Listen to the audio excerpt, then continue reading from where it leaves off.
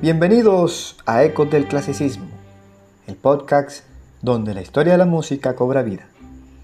Hoy viajaremos al siglo XVIII para conocer a un compositor que cambió para siempre el rumbo de la música orquestal, Franz Joseph Haydn, el hombre al que llamaron el padre de la sinfonía y el padre del cuarteto de cuerdas. Pero ¿quién fue realmente Haydn y cómo un niño humilde llegó a convertirse en el maestro de Mozart y Beethoven? Soy José Ortega Rosales y los estaré acompañando en este viaje. Aquí, esas preguntas que siempre nos hacemos tendrán respuesta. Así que ponte cómodo y acompáñame en este nuevo episodio. Para el año 1732, Europa estaba dominada por monarquías absolutas. Reinaban figuras como Luis XV en Francia, Carlos VI en el Sacro Imperio Romano Germánico de Austria y Jorge II en Gran Bretaña. Franz Joseph Haydn nacería para este mismo año, en un pequeño pueblo de Austria llamado Rohrau. Su padre era carretero y su madre cocinera. No había lujos, pero sí música. Su padre tocaba el arpa y todos cantaban en casa. A los 6 años, un maestro notó su talento y lo llevó a Viena para cantar en el coro de la Catedral de San Esteban. Allí aprendió canto, violín y clavecín, pero la disciplina era estricta y la vida difícil. Cuando su voz cambió, lo expulsaron sin dinero. Durante años sobrevivió enseñando y acompañando a otros músicos. Fue una época dura, pero también el inicio de su independencia y su creatividad. Haydn empezó a componer por instinto, sin maestro, guiado solo por su oído y su curiosidad. Su vida fue una mezcla de trabajo silencioso, humor escondido y genialidad pura. Este compositor austriaco dio vida a la sinfonía moderna y se ganó con justa razón el título de padre del clasicismo. Su gran oportunidad llegó cuando entró al servicio de la familia Esterházy, una familia noble húngara muy poderosa y adinerada dentro del Imperio Austrohúngaro. Tenían grandes propiedades, castillos y una corte propia, casi como la de un rey. Amantes de las artes, especialmente de la música, Haydn tendría su orquesta, instrumentos, músicos y tiempo para crear. Allí, Haydn se convirtió en un verdadero laboratorio musical viviente. Durante casi 30 años compuso óperas, misas, conciertos y más de 100 sinfonías. Cada una era diferente. Jugaba con los contrastes, las sorpresas y hasta con el humor. Fue él quien escribió la forma clásica de la sinfonía, 4 movimientos con equilibrio, lógica y emoción. Y aunque escribía para la corte, pensaba siempre en el público.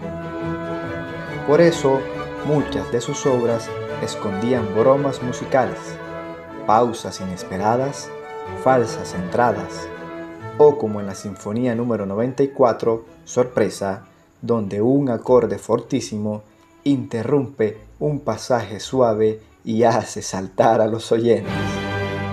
Con esa mezcla de ingenio y elegancia, Haydn conquistó el corazón de Europa sin necesidad de escándalos ni extravagancias.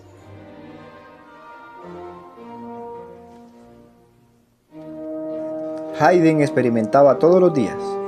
Probaba combinaciones de instrumentos, nuevas formas melódicas y contrastes de dinámica.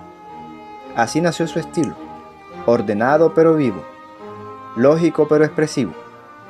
Cada sinfonía era un pequeño laboratorio donde jugaba con la forma sonata, la estructura que marcó para siempre la música occidental, una exposición, un desarrollo y una recapitulación. Pero Haydn no era un científico frío. Su música respiraba naturaleza, equilibrio y humor.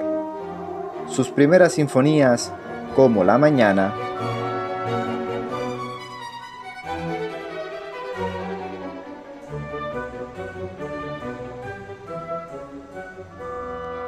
El Mediodía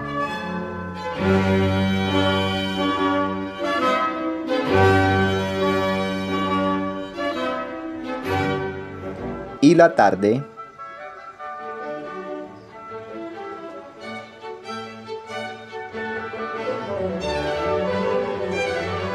mostraban una relación íntima entre la música y el mundo que lo rodeaba.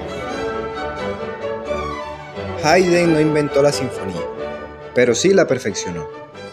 Estableció la estructura de 4 movimientos: un allegro inicial lleno de energía, un segundo movimiento lento y reflexivo, un minueto elegante y un final rápido, a menudo lleno de humor. Esa estructura se convirtió en la base del clasicismo. En sus manos, la orquesta dejó de ser un simple acompañamiento para convertirse en un personaje colectivo donde cada instrumento tenía su propia voz. Sus sinfonías se volvieron viajes emocionales, del orden al caos, de la tensión a la calma. Haydn creía que la música debía emocionar y entretener. En la Sinfonía Los Adioses, los músicos apagan sus velas y se marchan del escenario uno a uno, hasta que solo quedan 2 violines. Era su forma diplomática de decirle al príncipe que los dejara volver a casa. Detrás de su elegancia, Haydn tenía una sonrisa constante. Su música mostraba que la inteligencia y la alegría podían convivir. En el año 1791, la Revolución Francesa estaba en su punto más tenso. El rey Luis XVI y María Antonieta intentaron huir de Francia, pero fueron capturados. Ese mismo año se promulgó la primera Constitución francesa, que limitaba el poder del rey y establecía una monarquía constitucional. La fama de Haydn creció tanto durante estos años que se extendió por todo el continente. Viajó a Londres invitado por empresarios musicales y allí lo recibieron como una celebridad. Sus conciertos eran un éxito rotundo. En Inglaterra escribió sus célebres sinfonías de Londres, como la número 101, El reloj, y la número 104. En ella se escucha su madurez, energía, equilibrio y un toque de humor tan característico. Durante esos años, Haydn se convirtió en un maestro admirado. Fue amigo cercano de Mozart, a quien consideraba un genio, y más tarde enseñó al joven Beethoven, que lo llamó Papá Haydn. 3 generaciones de genios unidos por un mismo legado. Cuando regresó a Viena, ya era el compositor más respetado de Europa. Había pasado de ser un niño pobre del campo a ser un símbolo del clasicismo musical.